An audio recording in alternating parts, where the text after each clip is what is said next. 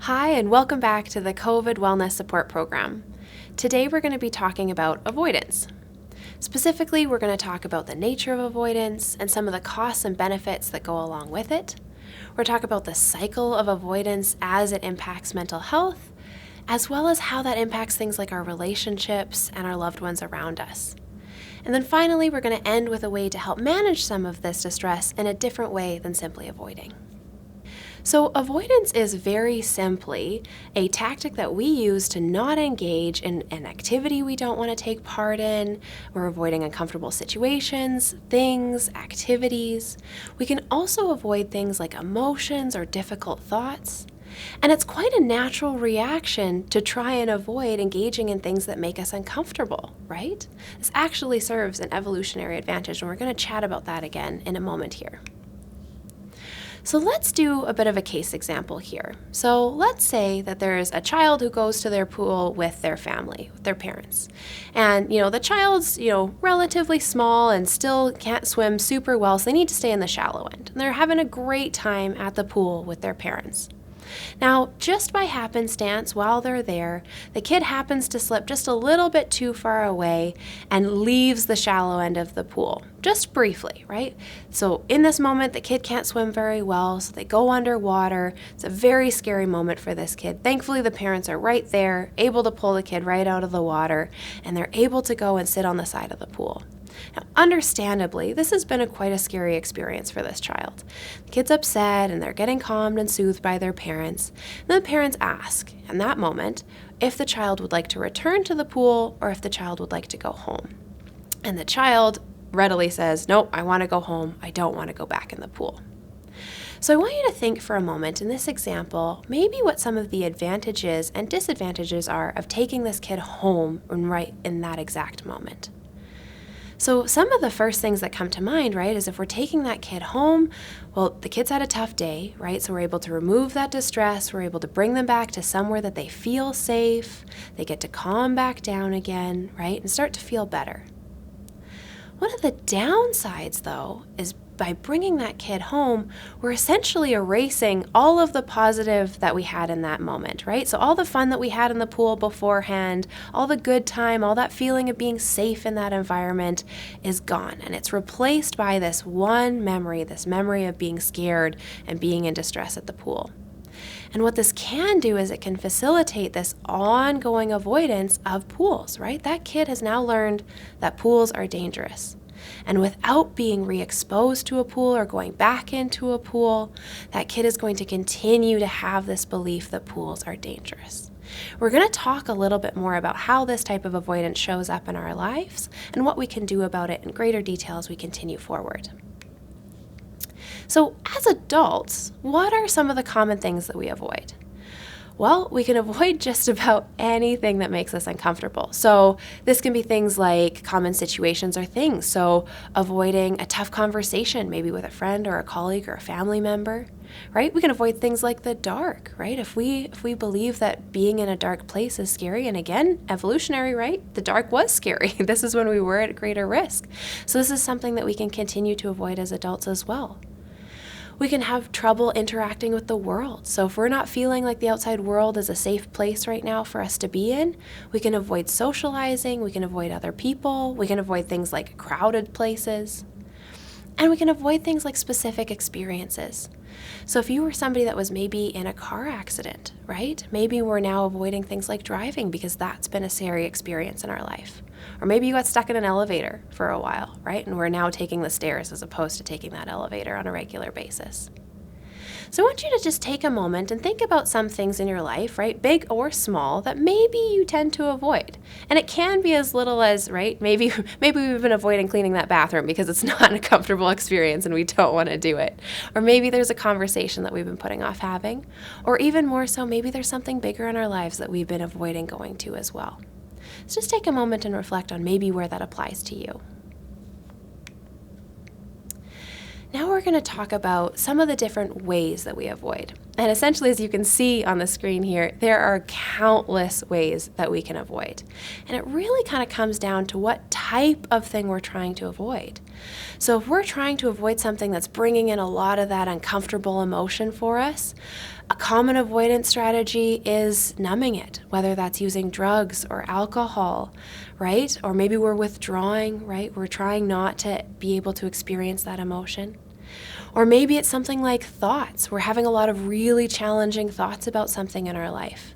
And we can often try and override this by kind of making sure we're stimulated enough that we can't possibly think about this. So things like reckless driving and video games and watching TV, right? Making sure we're filling up all that possible space in our mind with something else. Or maybe we're avoiding socially, right? So we're canceling plans with friends, we're staying home, canceling meetings, maybe not going to work. So there's a whole variety of different ways that we can avoid. And I want to put a note in here that a bunch of these things in of themselves aren't necessarily bad, right? By all means, watch TV or have a good sense of humor. That being said, I want to make sure that we're doing it for the purpose that it's meant to serve, whether it's meant to be for fun or it's meant to be for a social experience, and not because we're using it as an avoidance strategy. So we're going to do a bit of an exercise here. So we're going to talk about Raylene, who's a healthcare worker, and she's working in an understaffed, busy environment. And her shifts are very long and they're very stressful, and when she gets home, she tends to want to unwind with a glass of wine. And after 2 or 3 glasses of wine, she joins her family for dinner, but she tends to not engage, right? She eats quietly, and after dinner, she goes onto the couch and often falls asleep. So in this example, I want you just to think for a moment, based on kind of what we were just talking about, what are some of the forms of avoidance that Raylene is using? I'll give you just a minute to think about it. So in this case, there's a couple of different ways that we can go, right? So Raylene might be trying to avoid some of these things emotionally, like we talked about, maybe numbing with some of that alcohol intake when she's coming home. She also is avoiding socially, right? She's avoiding engaging with her family, whether it's she's not talking to them when she's physically next to them, she's removing herself from being in the same room as them, falling asleep, not taking part in family activities, right? So there's a bunch of different ways that she's avoiding in this situation. Now, we're going to take a look at, again, that kind of cost and benefit analysis of this situation. So we'll start on the benefit side. What comes to mind that you think that maybe she is getting out of avoiding in these types of manners? I'll give you just a quick moment to think about it.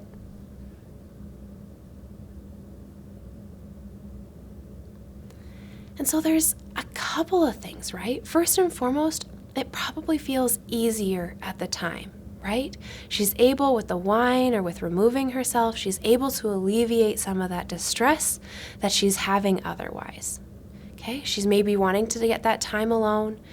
There could be a point as being especially a mom, maybe she's trying to protect her family, right? Maybe she's had a really hard day at work and she doesn't want her kids to have to be the brunt of that or any other family member to be the brunt of that. So maybe she's trying to basically keep them safe.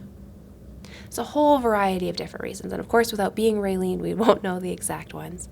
But it's important to just kind of think about maybe some of the benefits in this situation.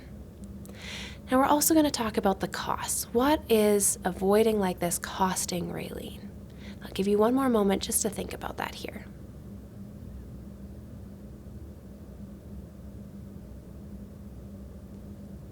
And so in this case, right, first and foremost, she's really losing out on some of that time with her family and her social network, right? That's kind of the first one that, at least for me, that comes to mind, right? During these times of stress, having that social connection, that social network can be so important and so helpful, and she's not giving herself a chance to benefit from it, right? She also has a cost of maybe spending too much time sleeping, and as we've talked about, right, in our previous sleep talk, that not getting that good quality sleep or not getting enough sleep or sleeping too much can have a whole bunch of implications in our day-to-day life.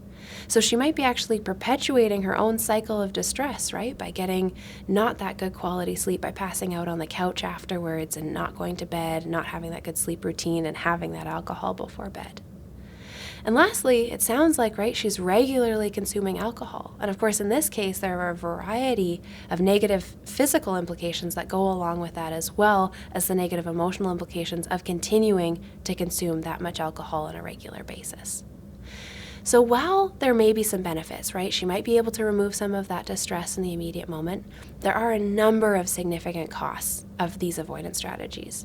And of course, this makes us pause and wonder if maybe there's a better way that Raylene could be managing some of these situations. And I want to clarify again that the urge to avoid is a natural reaction, and it keeps us safe, right? So as we've kind of evolved, right, we've evolved to avoid situations that are dangerous.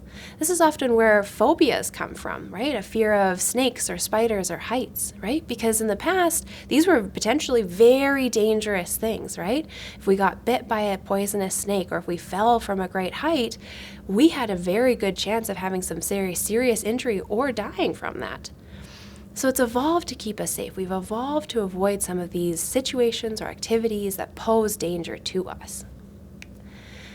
And so similarly, we continue to avoid, even though in today's society we're generally pretty safe from some of these things, right? It's pretty uncommon that we're encountering these poisonous snakes or these great heights, but we tend to avoid for similar reasons, right? So we're avoiding to get that immediate relief from distress. So we're in distress in a situation, we avoid to immediately relieve that. It often feels easier at the time, right? Even if you think of maybe you have a challenging conversation that you need to have with a spouse or a colleague, going into that conversation feels really hard. And so sometimes it's just easier to avoid it, right? It's easier to just walk away at that point in time. And it allows us to avoid facing what we're fearing, right? So we're able to not engage in that conversation. We don't have to go through it and experience maybe the positives and negatives that come from that conversation. It's an effective distraction technique in the short term, right? So we're able to temporarily distract ourselves and pretend that we essentially don't have this concern. We can pretend that we don't have to have that conversation. The conversation doesn't exist at all. And it's probably worked in the past, right? We've probably had something that we've been afraid of or been concerned about that we've avoided, and we have felt that immediate relief, right? And so again, we've talked about that concept of neuroplasticity, right? That the brain makes these pathways based on repeated experience. And so if we've learned in the past that we can avoid an uncomfortable situation and feel that relief, we do it again and again, that's something our brain makes a pathway for. It makes it easy for us to do. It also helps us isolate ourselves from others, right? So if we're finding that the social world is too much, we're able to avoid it altogether and kind of remove that as a concern in our lives. It can stop us from feeling. So if we're feeling really big, really hard emotions, sometimes having us stop feeling altogether feels like the easiest way out at that point in time. And lastly, it is a reliable coping strategy. Like